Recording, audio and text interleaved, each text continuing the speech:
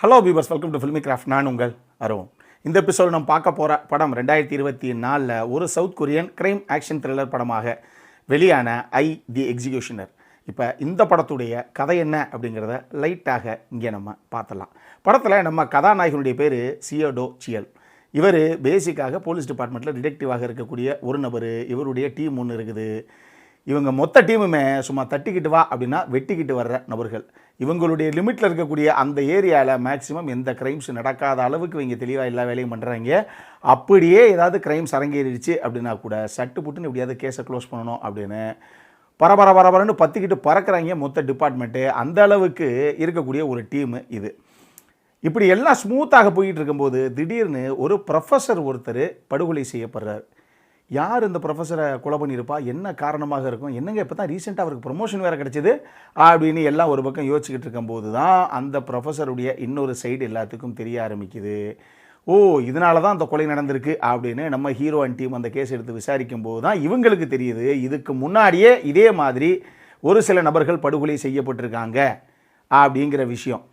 இதெல்லாம் கண்டிப்பாக பண்ணுறது ஒரே ஒரு நபர் தான். அப்போ புதுசாக நம்ம ஊருக்குள்ளே ஒரு சீரியல் கில்லர் ஒருத்தன் ஃபார்ம் ஆகியிருக்கான் அப்படிங்கிறத நம்ம ஹீரோ அண்ட் டீம் புரிஞ்சுக்கிறாங்க.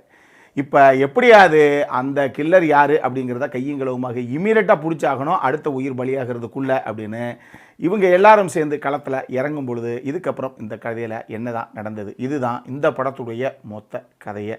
இந்த படத்தை பொறுத்தளவுக்கு 2015 வெட்டரன் அப்படின்னு சொல்லி ஒரு இதே மாதிரி சவுத் கொரியன் ஆக்ஷன் த்ரில்லர் படம் ஒன்று வெளியாச்சு. அந்த படமே ஒரு நல்ல படம் தான், பார்க்கணும் அப்படின்னா பார்க்கலாம்.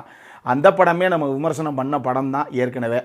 2015 வந்த படம் இது. 9 வருஷம் கழிச்சு வேறு கதையே இவங்களுக்கு கிடைக்கல போல தெரியுது. இப்போ அந்த படத்துடைய சீக்குவலாக இந்த படத்தை இறக்கி விட்டுருக்காங்க.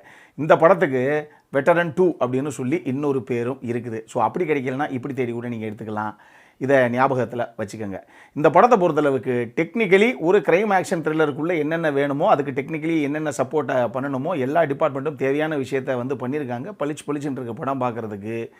திரைக்கதையில் ஒரு சில இடங்கள் கொஞ்சம் ட்ராமாவாகவும் ஒரு சில இடங்களில் பரபரப்பாக பற்றிக்கிட்டு போகிற ஆக்ஷன் சீக்வன்ஸு, சேசிங் சீக்வன்ஸ்னு எல்லாமே இருக்குது.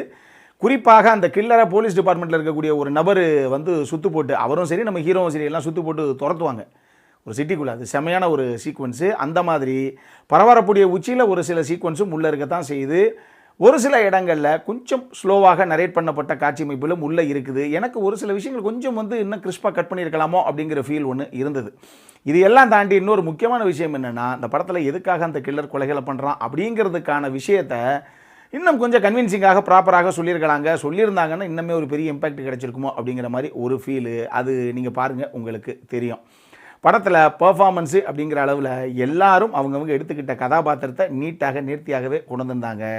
அடல்கானடை பொறுத்தளவுக்கு இந்த படத்தில் ஒரு சில விஷயங்கள் இருக்குது. நீங்கள் முதல்ல பாருங்கள், அதுக்கப்புறம் ஃபேமிலியோட பார்க்கலாமா வேணாமா அப்படிங்கிற அந்த காலை நீங்களே எடுங்க. நம்மளை பொறுத்தளவுக்கு இது ஆகா ஓஹோ வாட்சி அப்படின்லாம் நான் சொல்ல மாட்டேன். பட் பொழுது போலனா ஒரு தடவை தாராளமாக பார்க்கலாம். அந்தளவுக்கு ஒரு நீட்டான படம் தான் இது. இதே மாதிரி இன்னொரு வீடியோவோட அடுத்த முறை உங்களை சந்திக்கிற வரைக்கும் இட்ஸ் அருண் சைனிங் ஆஃப்.